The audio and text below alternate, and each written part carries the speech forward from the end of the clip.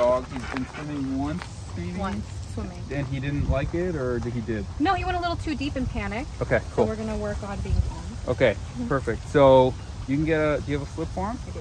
Get a slip and then connect the long line to the end of the slip, please. Okay. Okay. So you need a slip and a long line to do this. So I like to do it where there's kind of a gradual drop in for the dog, okay? Now where it goes right here, where you can stop seeing where it goes into more blue and it goes from the yellow to the blue, it's about this deep and then it goes just kind of off, okay? So it's not ideal. If I were doing this at home, I would do it on a real gradual incline. It's just a lot easier, okay? But basically the basic metrics, and you have a ball too, thank you for getting that. I usually don't use a ball, but we might end up using it at some point. Okay, so essentially what we're gonna do is, I'm gonna put him on that slip and I'm gonna use pressure release. So when he puts on the brakes, which inevitably he will at some point, I'm gonna add just a little bit of pressure, and when he gives to me, I'll release the pressure. Okay, I'm not gonna let him run all the way back in, but I'll give him a couple feet to go back, and then I'll push and push and push.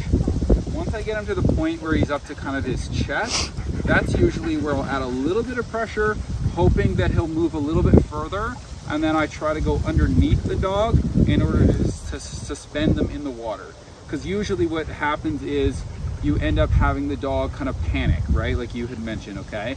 So I want to suspend the dog underneath. It's best if you can do this with like a really thick hoodie on and thick pants, especially if you're training clients' dogs. This is a really calm, easy going dog, so I'm not as worried about it.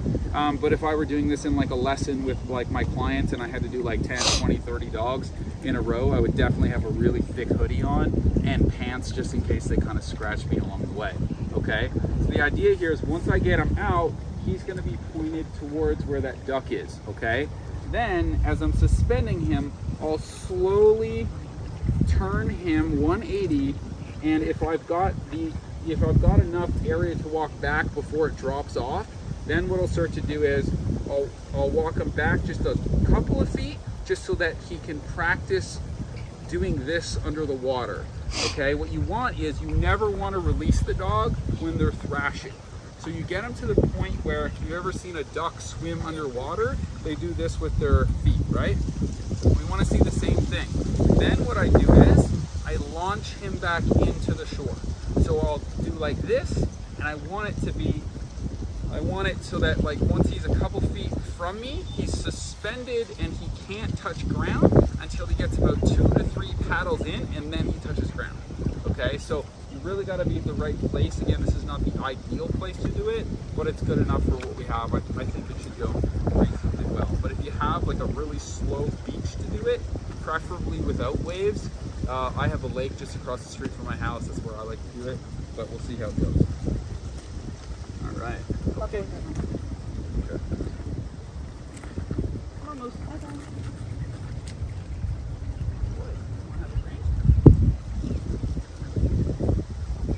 And if I were doing this at the beach, I don't have an extra set of shoes right now because I wasn't planning on doing this. Just come in closer so they can hear me more. But if I had an extra set of shoes that I could get wet, I would definitely do it. I don't prefer sandals because they can come off, but it's a lot easier if you have a pair of shoes on. I just don't want to get these ones wet because I'm not at home and I don't have an extra set of shoes. Good job, bud. Good job. So I just want to see where his threshold is to start. And I'm going to let him back off if he wants to. Sometimes it can also help if you go in with the dog. So you see how I'm letting him go back, right? If he doesn't want to go, I'm not going to push him just yet.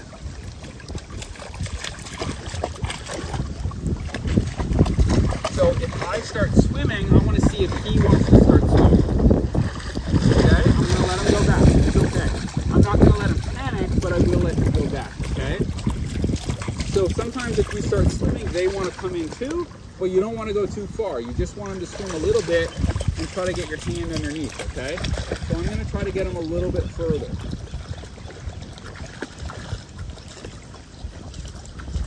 He's thirsty, so I'm going to let him drink. And I'm going to start A little bit of pressure on, pressure off to release here.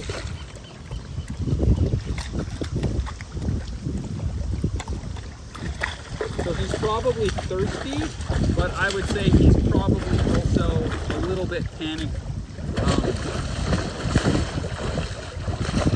He's just still got a little bit of anxiety. Sometimes dogs will drink excessive water when they're panicking a little bit. Good. Good.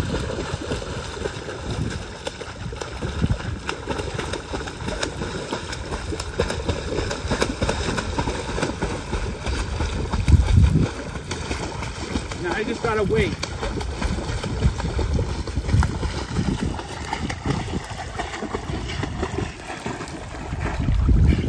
There you go.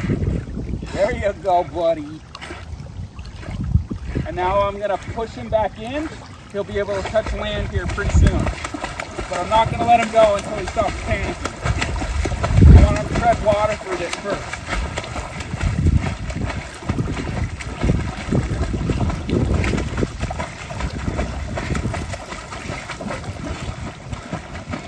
There you go, bud. There you go. So I put one underneath his chest, and I've got one on his left side. So now he's treading water much better. He's still chopping it a little more than I want, so I'll keep him in for a bit. Right there. Push him in. And then I'm going to hold on the long line so he can't take off too far. I'm going to let him get his bearings, and then I'll do it one more time. Boy, you did good. I'm going to let him process. Okay, he needs a minute to process what just happened.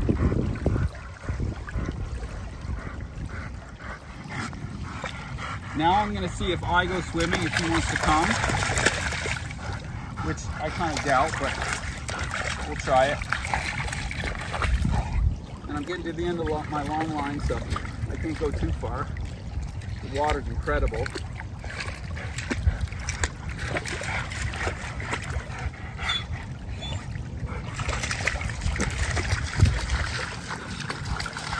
Okay, pressure release again. I'm going to try to get a good foothold here because he's probably going to panic at least one more time.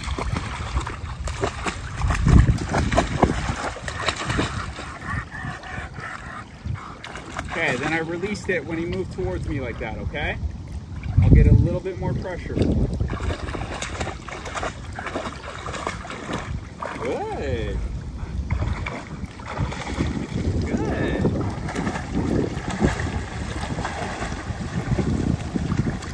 I'll let him go back.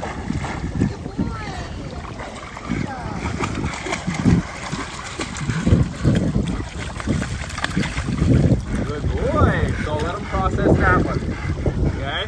I'll see if I can get underneath him now once he's a little bit calmer. He just needs to know where shore is so he can get more enthusiastic, okay?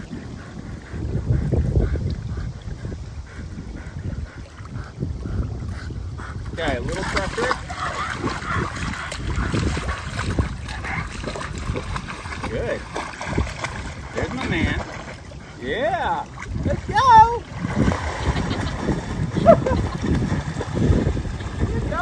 Let's go back to shore. There you go, buddy. Good boy. I'll let him go up to you if he wants to for a minute. And I'll see if he wants to go again. Let's go. Come on, big boy. Let's go. Hey! Oh, look at that tread, man. Hey! When he goes out and swimming towards me, I want you to throw the ball right in between where I am and where he is. So if he's here and I'm there, try to throw it in between. See if he'll get it.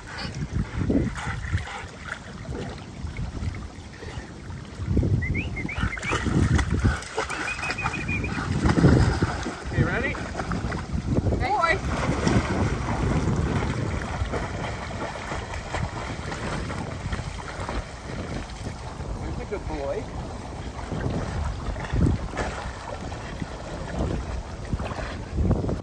Atta boy! Tried for it.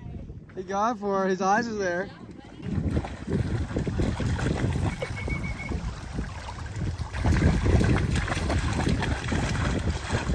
Good. Give him an easy one. Oh boy. Now, Lauren, you can do it again. Grab the ball.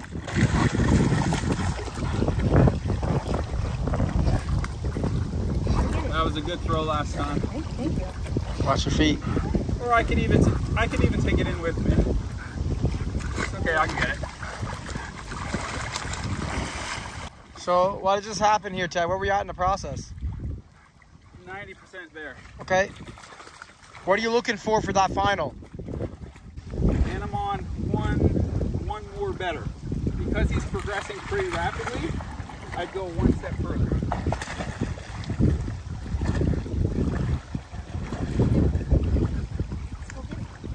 Come on. Come on. Woo! Good boy. Look at you. And he's retrieving. Atta boy, Moose! Woohoo! Good job. Almost All right, there. it's done. That's Good boy. that's it? That's it. Yeah. That's how you teach your dog how to swim. Tada Miata style. Can't speak today. Atta boy. Thank you, Ted. You're welcome. Wow. Well done, Moose. Beautiful. Good boy, buddy. You did great. Beautiful San I Diego. love seeing it click for him like Yeah, that. me too. That was